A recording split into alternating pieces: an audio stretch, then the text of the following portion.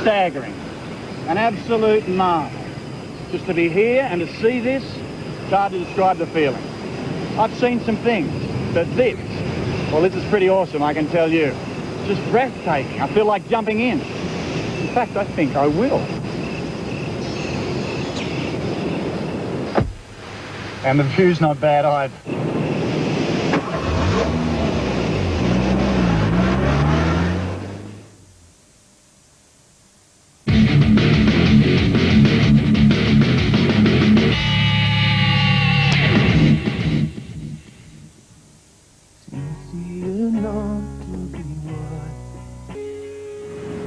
A bit of an apology now to all you live fans, because that was the I Alone single video, because I believe a couple of weeks ago we showed Selling the Drama, which just happens to be from the same album, Throwing Copper, but a little bit of a mistake there. Yes. Oops. Sorry about that. Sorry about that. But next up, as promised, last week I meet up with Slash and Eric from Slash's side band Snakepit for a little natter in a rather exclusive hotel somewhere in Mayfair. Bloody windy round here, isn't it? Bloody is. When Guns N' Roses finished their 2.5-year Use Your Illusions tour, when we got home, I was like, now what? I sat on the couch and I was like, all right, so I designed a pinball machine. And that got, that got done. And I had a studio built in my house, just a small, like probably twice the size of this bed over here. And started, I had a 24-track little Mackie board, and it was like a kid in a candy store, multi-tracking, And then Matt started coming over and hanging out, and we started putting on these ideas on tape, little riffs that I wrote here and there. And then Gilby came over. This is after he left Guns N' Roses. And he came over and he brought a couple songs with him, and we taped those, and then he put new guitars on the stuff I wrote, rhythm guitars and stuff. And then Mike Inez showed up unannounced at a party. It's a guy I don't even know, just shows up at my house one day. And he put bass on it, and all of a sudden I thought, wow, we have a good band. Guns really wasn't doing anything because everybody was sort of doing their own little vacation, whatever. And I was the only one still working, and just because if I didn't, I'd probably get myself in trouble. So I booked some time in the studio in Los Angeles, and we just whipped these songs out. And then we started looking towards finding a singer, so we auditioned some 40-odd singers. And then Eric, we got a tape through a mutual friend from Eric, a guy named Mark Danshausen, and I heard this voice, and I thought, oh, that's cool. And so I gave him a piece of music, which was a work tape, called Beggars and Hangers On, and he, well, it was called Song in D at the time, and he wrote Beggars and Hangers On. I thought, cool, we got a band. And then we just went on to write all the lyrics and the melodies for the rest of the material, and that was it. Well, Jellyfish had broken up, so I was working with Roger Manning from Jellyfish at the time. Then when I was approached with it, I just, I wasn't really that intimidated because tell you the truth, it all happened so fast. Yeah, that is true, I have to say. We hadn't any real plans, and we went from one guitar riff to the next one, then all of a sudden we were in the studio, and all of a sudden Eric's with us, and then next thing I know I'm designing an album cover, and now we're here. Yeah, you really didn't bother even telling me I was in the band until I'd already done all the tracks, more or less. Yeah, it sounds like me. A lot of people expected it to be a solo project, and I mean, even Axl, who we had a couple altercations between he and I where he wanted the material back, and I said, no, the album's finished. And he was like, you couldn't have done an album in 2 weeks. I said, oh yeah, it's done, it's been done. And so he was like, well, I want this song and I want that song. And I said, it's too late, because when I first played it for him, he didn't like it. So that's how quickly this thing happened. And it's pretty much all first or second take stuff, and we improvised a lot while we were doing it. So at this point, we just figured it's more like a new band than a solo project because everybody's input, is why it sounds the way it does. As far as Guns is concerned, we've played with one guy who I cannot stand, and then Zach Wilde, who is a great friend of mine, but at the same time, we don't necessarily sound like Guns N' Roses with two sort of heavy metal lead guitar players in a band. So on that note, that's when Eric, Matt, and Gilby, and all of us decided to pursue a tour. And so I said, well, look, I'll be back in 6 months, and we'll talk about it then. it's like starting from ground zero. I think that's why we're having so much fun, because we're going to go and play clubs, which Guns obviously hasn't done in ages.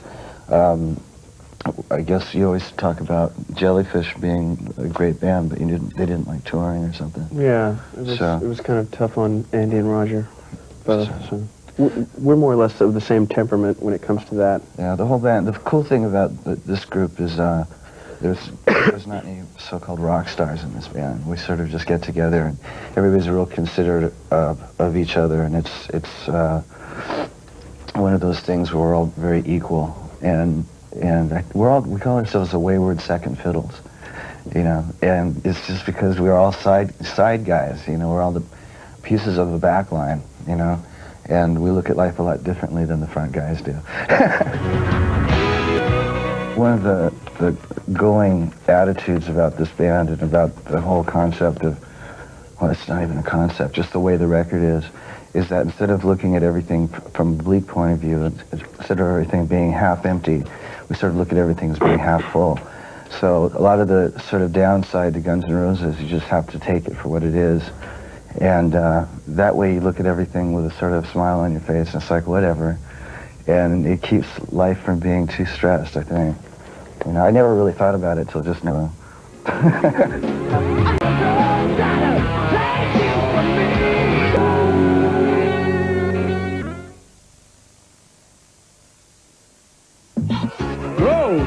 Hey, does your fridge light up when you open the door? It's packed with sunflower goodness.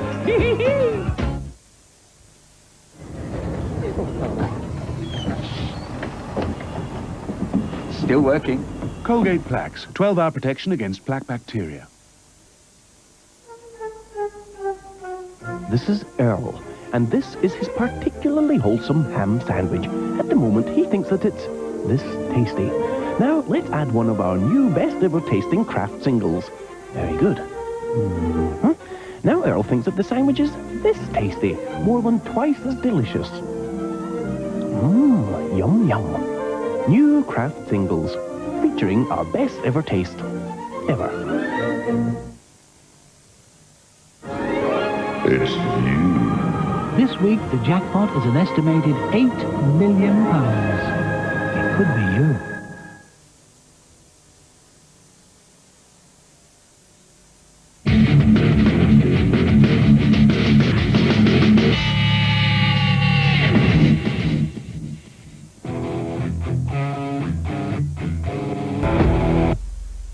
What's in the box, Bullseye? What's in the box? Happy birthday, Bullseye, it says. Oh, it's from Caroline Bandy in Somerset. And there'll be a bit of Somerset tree for you to eat there. Ah! Droogies, boozers, strumpets and losers. I bet you wish you had a bit of Somerset tree to be eating out there right now, don't you? Well, you could have if you were here, but you're not. You're out there, and I hope you're on one, because we're certainly on one in here. And I hope you enjoyed The Melvins, a track called Queen off their second LP on Atlantic, Stoner Witch. I didn't need that piece of paper to say that at all. Fantastic, I'm getting better, no doubt about it, but I do need each bit of paper to say this. Few things I should be saying. I should be saying, stop press! Seminole London Cyberpunks, Creaming Jesus are to play their last ever UK gig on Friday the 3rd of March at the venue in New Cross. The members of the group, having now been reboard and rebooted, are already working on various new music projects, except bass unit Tally, who is due to undergo extensive reconstructive surgery following years on the road and has decided to concentrate on finishing the book he's writing. We look forward to that, Tally, we certainly do. And also, what's this? Carcass enter the studio. Excellent. Carcass have begun work on their 5th album, Bullseye, at Rockfield Studios, North Wales, with producer Colin Richardson, who previously worked with them on Symphonies of Sickness and Necrotism, Decanting the Insalubrious, one of your favourite titles, I believe, and the highly acclaimed Heartwork. Good news. Good news. And look at all these cards and presents you sent to Bullseye. I know we said thanks and hello to some people last week, but there's so many I'm going to say thanks and hello to a few people this week, like this person who made this, a little collage with a little Born Again. Oh, excellent. And that's from Bridget. Nice one, Bridget. Bit of work in that one. As there is in this one, look to the birthday dog, and you open it, it says, Bullseye, look, Bullseye, happy birthday. This isn't unusual because it had a car on the front. Most of them had dogs on. Ha! As here is a very fine example, A dog on a card. And that one's from your Auntie Lydia and Uncle Mick. Excellent. There's a bit of a saucy one there with a couple of pictures. And things you should be going into your mummy's purse and getting all those crinkly bits of paper for. Emperor. Emperor. Yes, this is a bit of death groom metal in the night side eclipse, given to me by Pig Killer from Extreme Noise Terror, I think. Whoa! Wrong asteroid. Weezer. The Sweat Undone, the Sweater song. Apparently this is a name I should be dropping to look cool on TV, but it's very good actually. As is this is a demo. Six Gun gave me this up in Nottingham. It's called Love, Hate, War, White Knuckle Ride. If you ever see them playing somewhere near you, I recommend you go and see them. Very hard, very heavy, and I'm sure they've got a very fine demo out there that they could sell you. Girls Against Boys, Kill the Sex Player. We're going to see that right now. One of Bullseye's favourites, as you can tell. And what can I tell you about Girls Against Boys? Well, this is Kill the Sex Player. They're going to be playing at the Garage on March the 18th. I think we'll leave it at that. We'll call that a day. Till next week, rock hard, rock heavy, rock animal, in a most distinguished manner and sort of relaxing and...